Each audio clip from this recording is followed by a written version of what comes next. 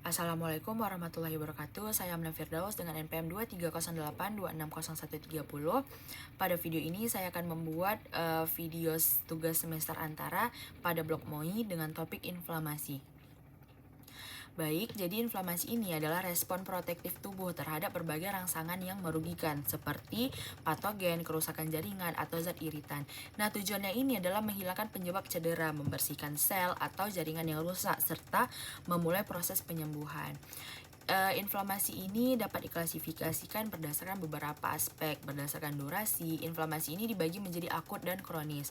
Nah, inflamasi akut biasanya berlangsung cepat, biasanya dalam hitungan jam sampai hari, sedangkan yang inflamasi kronis biasanya berlangsung itu lebih lama, yaitu minggu hingga tahunan. Untuk etiologi, inflamasi ini dapat disebabkan oleh infeksi seperti bakteri, virus, jamur, dan parasit, atau bisa juga karena penyebab non-infeksi seperti trauma fisik, bahan kimia, reaksi imun, nekrosis, dan benda asing. Nah, berdasarkan morfologi, terdapat inflamasi serosa, fibrinosa, supuratif atau purulen, hemoragik, dan granulomatosa. Nah, berdasarkan luasnya, inflamasi ini dapat berupa lokal, yaitu berbatas pada jaringan tertentu, atau sistemik yang melibatkan respon seluruh tubuh. Komponen utama inflamasi ini terdiri dari perubahan vaskular, komponen seluler, mediator kimia, dan sumber mediator. Nah, pada perubahan vaskular, terjadi vasodilatasi dan peningkatan permeabilitas pembuluh darah, sehingga aliran darah ini meningkat dan cairannya itu dapat keluar ke jaringan. Komponen selulernya terutama terdiri dari leukosit seperti neutrofil, monosit atau makrofag, limfosit, eosinofil, serta mast cell dan platelet. Nah, inflamasi juga melibatkan berbagai mediator kimia seperti histamin, prostaglandin, leukotrien, sitokin, komplemen, kinin, dan nitrit oksid. Nah, mediator ini mengatur proses vasodilatasi, permeabilitas pembuluh darah, kemotaksis, dan respon imun.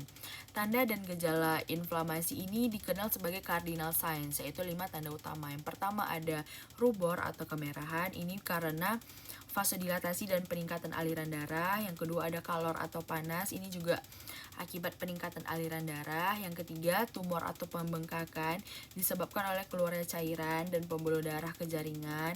Yang keempat ada dolor atau nyeri, yang disebabkan oleh mediator kimia dan tekanan pada ujung saraf. Dan yang terakhir ada fungsiolesa atau penurunan fungsi, yang dapat ini terjadi karena nyeri, pembengkakan tadi, dan kerusakan jaringan.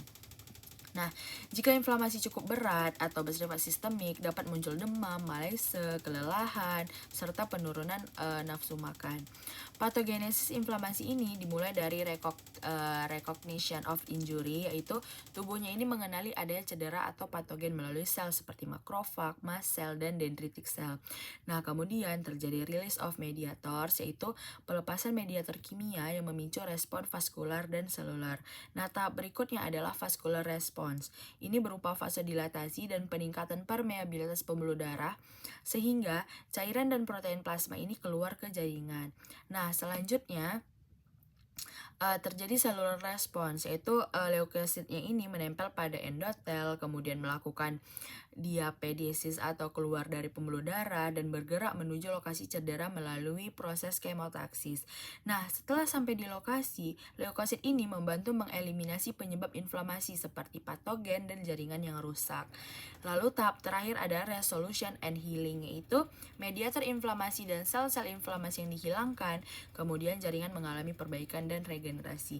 Nah, jadi inflamasi ini merupakan mekanisme pertahanan tubuh yang bertujuannya untuk melindungi dan memperbaiki jaringan. Namun, apabila respon inflamasi berlangsung berlebihan atau terus-menerus, maka inflamasi ini juga dapat menyebabkan kerusakan jaringan dan berperan dalam terjadinya berbagai penyakit.